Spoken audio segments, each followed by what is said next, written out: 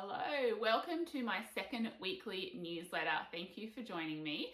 Now, I wanted to include a quick 5-minute video this week on how you can support your gut and microbiome health post antibiotics. Now, this is also relevant to a range of medications, things like proton pump inhibitors, chronic use of pain medications. All those types of things can affect our microbiome health. There's some good research coming out about the potential effect of vaccinations on our microbiome health, so a really good time to be considerate of this area. So what I want to talk a little bit about in terms of a little bit of myth busting is that because of the huge amount of probiotics that are on the market, there is a little bit of a perception out there. I hear a lot from clients, I've had this infection, I had to go on antibiotics, but it's fine because I took a probiotic. And I think a lot of the time that comes from the doctors. I know from working in pharmacy, I used to have a lot of people that came in with that comment from their doctor. And unfortunately, it's just really inaccurate. And, when we take these medications like things like antibiotics, and this is definitely not a, aimed at encouraging you to avoid necessary medications by any means, but I want you to have that information and be aware that when we take these, it's not going to be fixed with a pill for taking a probiotic for 6 weeks. There is potential sort of longer term damage, and we also want to make sure that we are nourishing our gut and microbiome health in a range of different ways and not just relying on that one probiotic.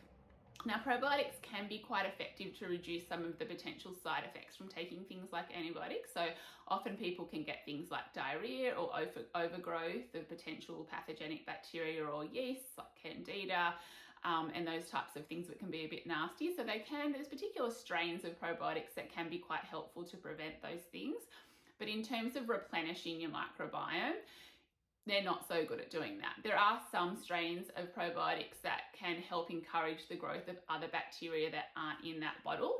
But in general, you really need to look at more of a holistic approach in terms of how to support your microbiome health. And also ask that question as to whether this medication is really necessary, because sometimes we do take things sort of weighing the pros and cons and think, oh, it's okay, I'll take it just in case because I can take a probiotic. And it's like, if you are aware that it can potentially have a little bit more of a detrimental effect, then that might play into your sort of pros and cons list as well.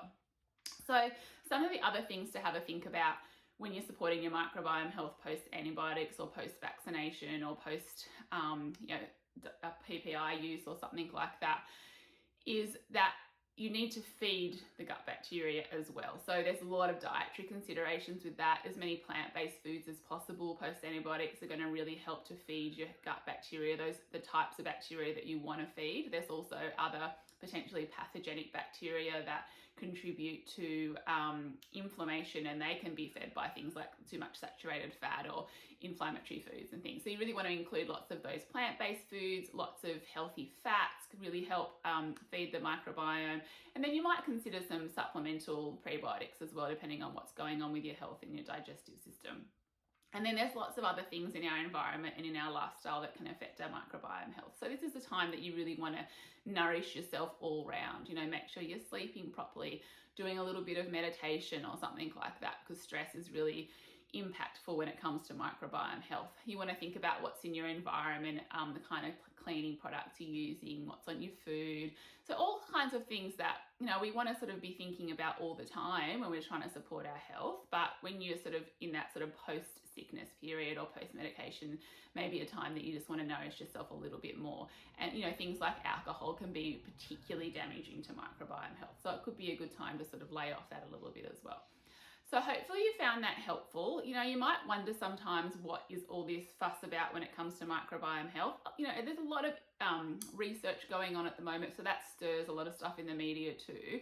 But it is also because we're starting to really understand the role that the microbiome plays in inflammation. And inflammation really is the driver of most of the things that go on with our health. So if we have a tool in our bodies that can really help us manage inflammation, that's within the power of us to be able to sort of control that, then it's really important for us to support that as much as possible.